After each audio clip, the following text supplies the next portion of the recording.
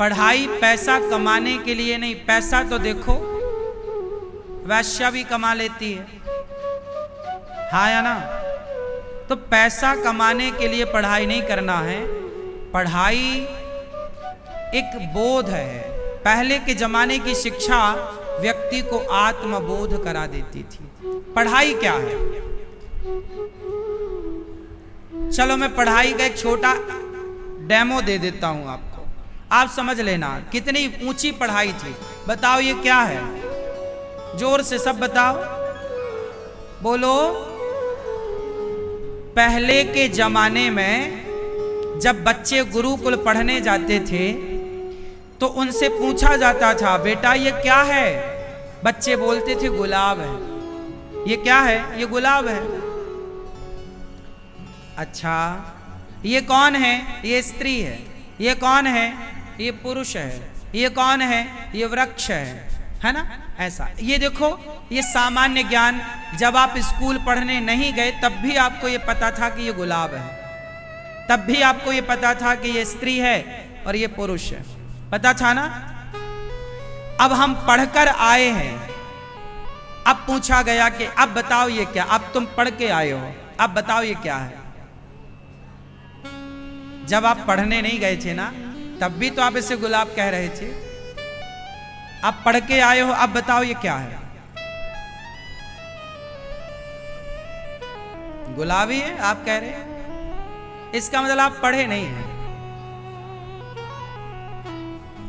पहले के जमाने में पढ़ाई का स्तर यह था कि देखने का नजरिया बदल जाता था, दृष्टिकोण बदल जाता था। पहले के जमाने में पढ़ाई ऐसी नहीं थी कि पहले भी आपको गुलाब दिखे बाद में भी गुलाब दिखे। दृष्टिकोण बदलता था। जैसे जब आप पढ़ने जाते थे तो आपको माँ दिखती थी, ये मेरी माँ, ये मेरा बाप, ये मेरा पिता। लेकिन जब आप पढ़कर आते थे तो फिर आपको माता और पिता का दर्शन नहीं, माता पिता के रूप में भगवान का दर्शन होने लग जाता था। अब आप पढ़कर आए हैं मतलब आपका दृष्टिकोण बदल गया। अब आप अपनी माता को माता नहीं समझते, अब अपनी माता को क्या समझते हैं? भगवान। जब पढ़े नहीं थे तब माता समझते थे, और पढ़ गए तो क्या समझने लग गए? बोलो, भगवान।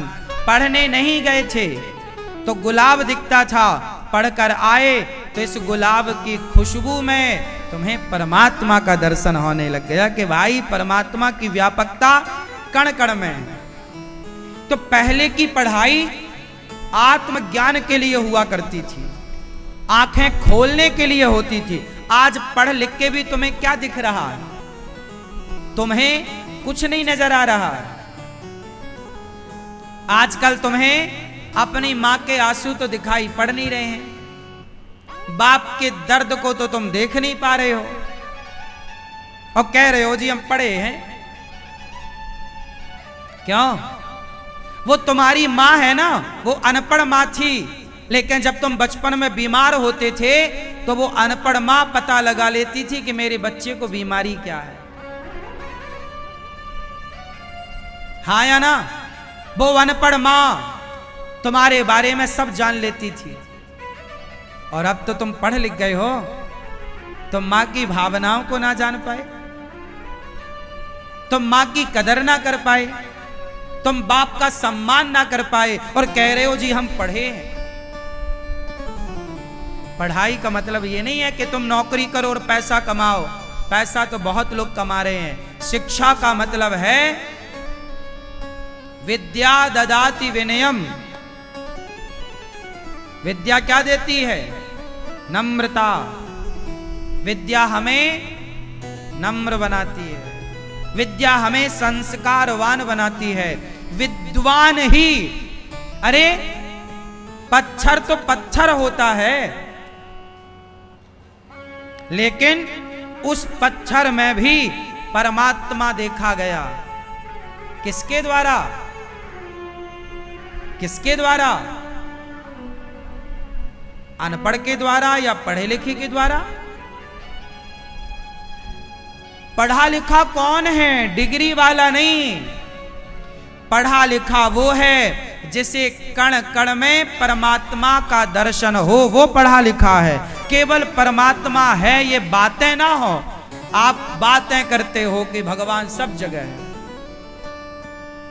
क्या आप सब जगह भगवान हैं तो क्या देखने की क्षमता रखते हो? यदि रखते हो तो आप पढ़े लिखे हो, और नहीं रखते तो फिर आप केवल कोरी डिग्रियां लिए घूमते रहो तो नौकरी चाकरी मिल जाएगी, कमा के खा लेना, खत्म बात। आत्मज्ञान ना होगा। आत्मज्ञान के लिए पहले की पढ़ाई यहां गुरुकुलों की आत्मज्ञान के लिए हुआ करती थी, पैसा कमाने के लिए नहीं। पहले के लोग क्यों पढ़ते थे? आत्मबोध के लिए। हाँ या ना?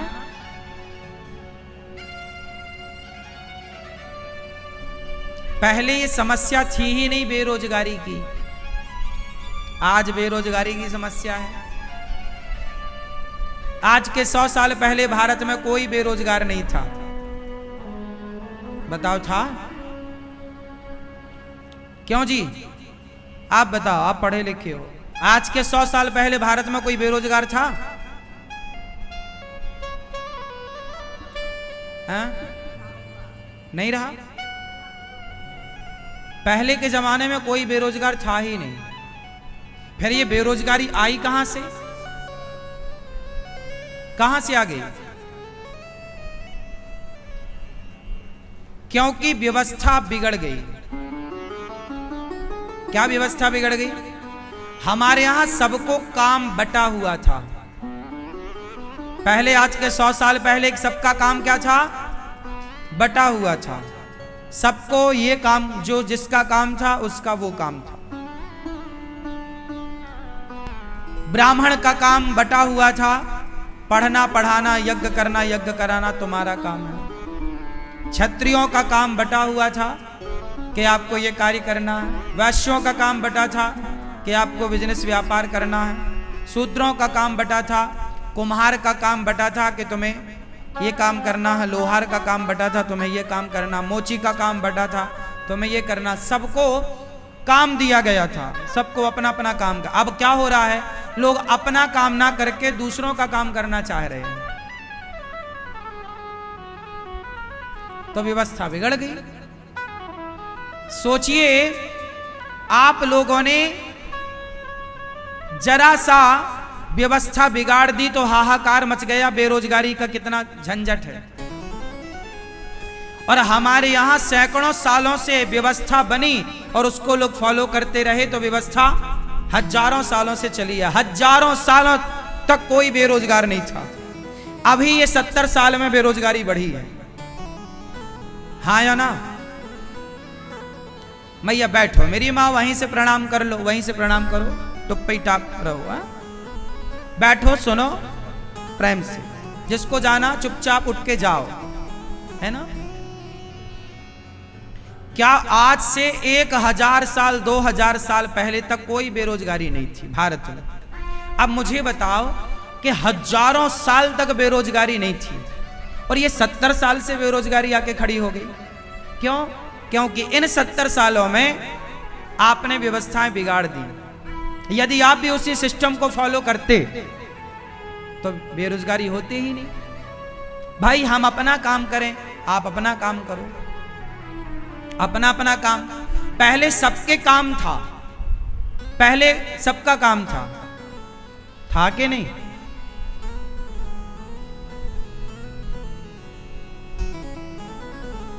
व्यवस्थाएं बहुत अच्छी, इसलिए हमारे ऋषियों ने 4 भाग किए व्यवस्था के लिए। ब्राह्मण, क्षत्रिय, वैश्य और शूद्र।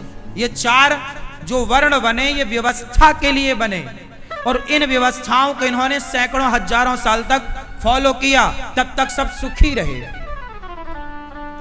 और जैसे ही इन्होंने ये वर्ण व्यवस्था, आजकल लोग क्या कहते हैं? हम तो वर्ण व्यवस्था नहीं मानते। नहीं मानोगे तो अराजकता फैलेगी। भाई, वर्ण व्यवस्था का मतलब ये नहीं है छुआछूत। छुआछूत बिल्कुल मत मानिए, छुआछूत नहीं होना चाहिए। छुआछूत बिल्कुल नहीं होना चाहिए। मैं भी छुआछूत नहीं मानता। कोई इंसान अछूत नहीं होता, कोई व्यक्ति अछूत नहीं होता। तो फिर ये व्यवस्था ब्राह्मण क्षत्रिय वैश्य शूद्र ये छुआछूत के लिए नहीं बना। ये छुआछूत तो बाद में लोगों ने अपनी गंदी सोच से प्रकट कर लिया। बना क्या था? व्यवस्था। अपना दिमाग लगा करके सब गुड़ गोबर कर लिया। पहले कितनी बढ़िया मर्यादा थी। पहले विवाह एक व्यवस्था में होता था। पहले के जमाने में युद्ध भी होते थे, तो युद्ध भी एक मर्यादा में होता था। हाँ या ना? ऐसे नहीं कि रात को सोते समय कोई आके मार दे, ऐसा नहीं। धर्म युद्ध होता था। युद्ध क्षेत्र में युद्ध होगा, आमने सामने से वार होगा, पीठ पे वार नहीं होगा। मतलब धर्म था, व्यवस्था थी, नियम थे। हमारे यहां बहुत, अब क्या क्या बताएं, क्या क्या था। तो सब प्रातः काल उठ के रघुनाथा, मात पिता गुरु ना वही माथा। राम जी सवेरे जल्दी जाग जाते हैं, प्रणाम करते हैं। आप भी अपने माँ बाप को सम्मानित किया करो, प्रणाम किया करो। यही शिक्षा है। मैं कम पढ़ा लिखा हूं लेकिन अपने माँ बाप की सेवा करता हूं, और अपने माँ बाप की ही नहीं, गौरी गोपाल आश्रम में 270 माँ की सेवा करता हूं। क्यों? क्योंकि मैं कम पढ़ा लिखा हूं। औरों की तरह ज्यादा पढ़ लिख जाता तो माँ बाप की सेवा ना करता, अभिमान में डोलता रहता कि जी मैं पढ़ा लिखा हूं। आज के पढ़े लिखे लोगों को घमंड ज्यादा रहता। जो पढ़ाई तुम्हें घमंडी बना दे वो पढ़ाई नहीं है साहब। विद्या विवादाय धनम मदाय, जो विद्या विवाद का कारण बन जाए वो विद्या विद्या नहीं है।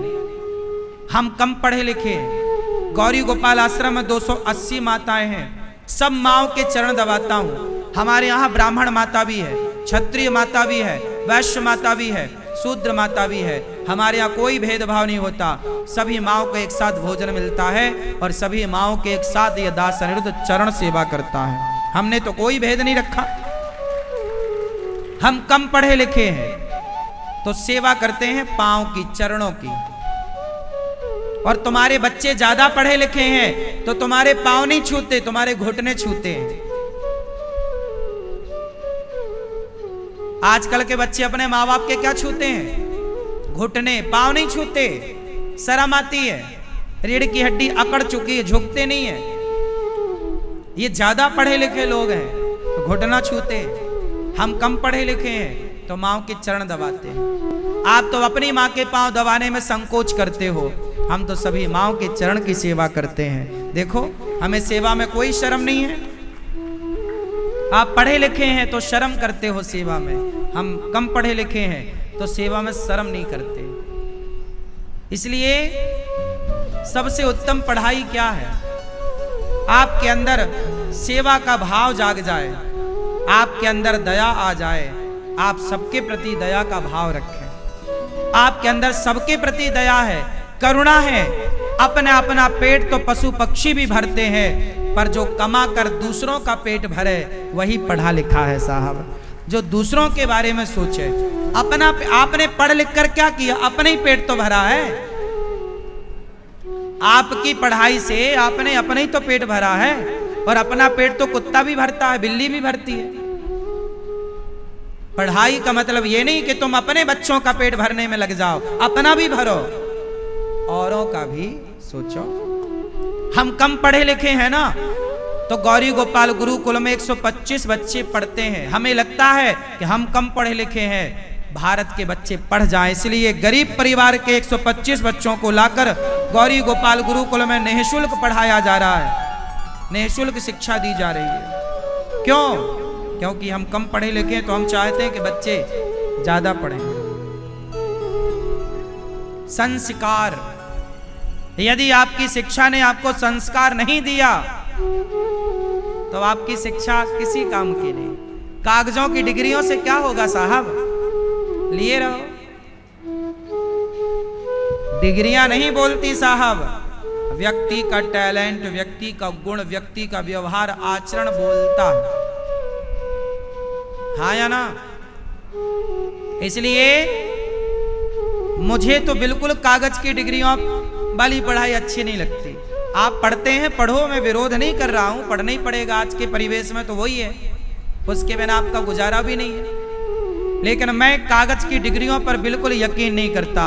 मैं आपके चरित्र, आपके आचरण और आपके टैलेंट पर यकीन करता हूं। आप गुणवान हैं, टैलेंटेड हैं, तो आपको डिग्री की जरूरत नहीं पड़ेगी साहब। डिग्रियां बहुत छोटी चीज है आपके गुण के आगे, आपकी काबिलियत के आगे। एक व्यक्ति डिग्रियां ज्यादा लिए बैठा है पर काबिलियत कुछ नहीं है, हाँ या ना। कोई व्यवस्था नहीं है। कुछ लोग होते हैं जो कम पढ़े लिखे होते हैं पर ज्यादा काम कर पाते हैं। कुछ लोग होते हैं जो ज्यादा पढ़े लिखे होते हैं, काम कम कर पाते हैं। ऐसा होता है कि नहीं? तो पढ़ाई लिखाई अपनी जगह ठीक है, लेकिन पढ़ाई से ऊंचा भी कुछ होता है साहब। जो बच्चे फेल हो जाते हैं 10वीं 12वीं और नौकरी नहीं लग पाती, नहीं सफल हो पाते, वो रोते हैं, महाराज जी हम फेल हो गए, कैसे गुजारा हो, कैसे का। रो मत बेटा, पढ़ाई आप फेल हुए हैं एक बार ना, आप प्रयास करते रहिए। और आपके लिए एक दरवाजा बंद हुआ है तो सैकड़ों दरवाजे खोले हैं। आप उस फील्ड में नहीं जा सकते, कहीं और, कहीं और। इसलिए अपने बच्चों को ना, जो आप ये दबाव डालते हो कि बेटा पढ़ना पढ़ना पढ़ना, दबाव डालो, पढ़ाओ, लेकिन पढ़ाई के साथ ना बच्चों को काबिलियत भी देते चलो साथ में। एक पढ़ाई के भरोसे ना रहे बच्चे आपके। याद रखना, बात अच्छी लगे या बुरी लगे, पर मुझे नहीं लग रहा है कि बात बुरी है। भाई पढ़ाई के साथ बताओ, लता मंगेशकर, इनके पास डिग्रियां थी या गुण था? बोलो। रफी जी के पास डिग्रियां थी या गुण था? मन्ना डे जी के पास डिग्रियां हैं या गुण है? बताओ। बिल गेट्स के पास डिग्रियां भी हैं और वो बहुत गुणी व्यक्ति भी है, पर उसकी डिग्रियां बहुत फीकी पड़ गईं उसके गुण के आगे। अंबानी अडानी, इनके पास डिग्रियां कम है, इनके पास गुण, टैलेंट ज्यादा। आप देख लो ना इतिहास, पढ़े लिखे लोग सिर्फ नौकर बन सकते हैं। इसलिए नौकर से ऊपर होता है मालिक। पढ़ाई ऐसी ना करना साहब कि नौकर बनो, ऐसा पढ़ाओ बच्चों को कि मालिक बने। नौकरी के लिए हाथ पसार, भैया हमें नौकरी दे दो, भैया हमें नौकरी दे दो, दे दो। इतना पढ़ लिख के तुम यदि भिखारी बने तो क्या बने तुम? नौकरी लेने वाले क्यों बन गए? पढ़े ही थे तो नौकरियां देने वाले बनते, मालिक बनते, कुछ नया विचार करते, नया लाते। इसलिए मालिक बनो साहब। पढ़ाई, डिग्रियां, सुंदर पिचई की डिग्री कौन पूछता है? उसका टैलेंट बोल रहा है दुनिया में। आज सुंदर पिचई का लोहा दुनिया मान रही है, हाँ या ना। ये जो गूगल मैप चलाते हो आप, आपके घर का एड्रेस एक झटके में आ जाता है, ये सुंदर पिचई की देन है। सुंदर पिचई ने इस ऐप को डेवलप किया, जो आज दुनिया के प्रत्येक व्यक्ति अपना काम कर रहा है उस ऐप से, हाँ या ना। आप कहीं भी जाते हो तो गूगल मैप लगा लेते हो।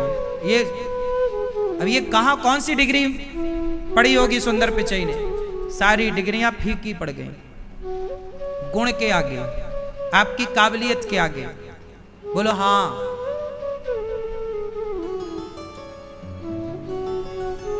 इसलिए बच्चों को गुणवान बनाना मेरी माँ। डिग्रियां डिग्रियां डिग्रियां डिग्रियां ना दे देना, वो भी ठीक है दो, उसकी बिल्कुल मनाही नहीं है। सिर्फ डिग्रियां नहीं, टैलेंट, गुण, काबिलियत, योग्यता, कल को नौकरी नहीं मिली आपके बच्चों को तो क्या करेंगे? क्या गुण है उनके पास? दूसरा विकल्प भी बचपन से देख के चलना।